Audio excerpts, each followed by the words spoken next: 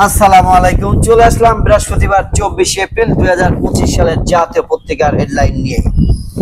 হেফাজতের নেতাদের মামলা প্রত্যাহারের ব্যবস্থা, কর ফাঁকি ও অর্থ পাচার নিয়ন্ত্রিত হয়নি, দ্বিতীয় ট্রাইব্যুনাল প্রতিষ্ঠার সিদ্ধান্ত। মির্জা আব্বাস বলেছেন সম্ভবত নির্বাচন খুব তাড়াতাড়ি তারা করবেন না। বিএনপির স্থায়ী কমিটির সদস্য মির্জা আব্বাস বলেছেন, ডক্টর মোহাম্মদ ইউনূস বলেছেন নির্বাচন ডিসেম্বর না হলেও জুনের মধ্যে হবে। এ কথাটাই আমাদের বিব্রতকর অবস্থায় ফেলেছে।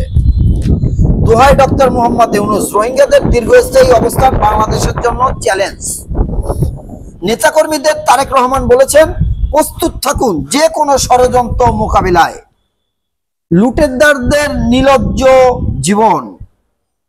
বাংলায় প্রচলিত একটি প্রবাদ আছে, যারা এক কান কাটা সে লজ্জায় কাটা কান ঢেকে হাঁটে, কিন্তু যার দুই কান কাটা সে কোনো কানই ঢাকে না, তার লজ্জা শরমের বালাই থাকে না। পতিত আওয়ামী লীগের কিছু পলাতক কিছু লুটেরাকে এখন মনে হচ্ছে দুই কান কাটা, তাদের লজ্জা বলে কিছু নেই। জামাতের আমির বলেছেন এমন রাষ্ট্র গর্ব মন্দির পাহারা দিতে হবে না। খালেদা জিয়াকে এক কাপড়ে বের করে দেওয়া হয়েছিল, কায়সার কামাল। বিএনপির আইন বিষয়ক সম্পাদক ব্যারিস্টার কায়সার কামাল বলেছেন বিচার বিভাগ স্বাধীন থাকলে দেশনেত্রী বেগম খালেদা জিয়াকে 40 বছরের ভিটা থেকে এক কাপড়ে বের হতে হতো না। আর খালেদা জিয়াকে অন্যায়ভাবে এক কাপড়ে বের করা হয়েছিল বলেই শেখ হাসিনা দেশ ছেড়ে পালাতে বাধ্য হয়েছেন।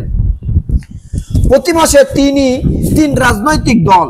আওয়ামী লীগ সরকারের পতনের পর রাজনৈতিক দল গঠনের সরাসরি দেখা যাচ্ছে। 2024 সালের 5 আগস্টের পর গড়ে প্রতি মাসে 3টি করে রাজনৈতিক দলের আত্মপ্রকাশ ঘটছে। মাঠে নেই আত্মপ্রকাশের সীমাবদ্ধ বেশিরভাগ। আওয়ামী লীগ সরকার পতনের পর নতুন প্রেক্ষাপট দল গঠনের হিড়িক। ডক্টর ইউনূস সহ 7 জনের নামে দুদকের মামলা বাতিল। ভারত পাকিস্তান উত্তাপ, কঠোর পদক্ষেপ মোদি, কাশ্মীরে নিহত বেড়ে 28। রোমাঞ্চ ছড়ানো টেস্ট জিতল জিম্বাবুয়ে। ভারতের ওয়াকফ বিল, মামুনুল হকের আহ্বান, ঐক্যবদ্ধ আন্দোলন। জিডিপি প্রবৃদ্ধিত্ব বড় ধসের আভাস বিশ্ব ব্যাংকের।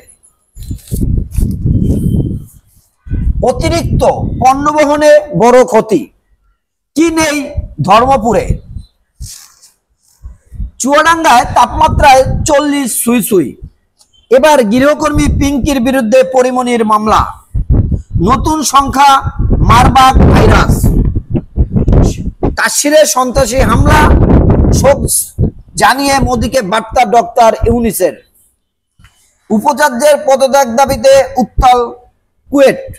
অনশন কর্মসূচিতে অনর শিক্ষার্থীরা। কফিন মিছিল, অনশন চলছে দেশের বিভিন্ন বিশ্ববিদ্যালয়। মেজর সিনহা হত্যা মামলা ডেট রেফারেন্স শুনানি শুরু। মাতারবাড়ি বিদ্যুৎ কেন্দ্রের জন্য নতুন সরবরাহকারী নেওয়া হবে। ট্যাম্পের নতুন ছাঁটাই প্ল্যান। পারভেজ হত্যার প্রধান আসামি সহ গ্রেপ্তার 2। ভোটে ডিজিটাল প্রচারের সুযোগ। সৎমায়ের মামলায় শাওনের বিরুদ্ধে গ্রেপ্তারি পরোয়ানা। 1 সপ্তাহে উদ্ধার হয়নি 5 শিক্ষার্থী। রেল লাইনে ছিন্নভিন্ন 3 লাশ। নিজের পোষা সাপের কামড়ে যুবকের মৃত্যু। ইলেকশন সার্ভিস কমিশন গঠনের উদ্যোগ ইসির।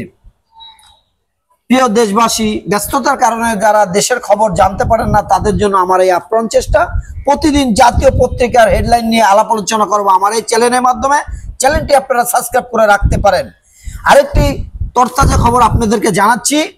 গৃহকর্মী পিঙ্কি আক্তারের বিরুদ্ধে ঢাকার সাইবার ট্রাইব্যুনালে মামলা করেছেন চিত্রনায়িকা পরিমণি। গতকাল ঢাকার সাইবার ট্রাইব্যুনাল বিচারক নূরে আলমের আদালতে মামলা করেন তিনি। আগামী 8 জুলাইয়ের মধ্যে বিষয়ে তদন্ত করে ভাটারা থানার ভারপ্রাপ্ত কর্মকর্তাকে ওসি প্রতিবেদন দাখিলের নির্দেশ দেন বিচারক। আসসালামু আলাইকুম।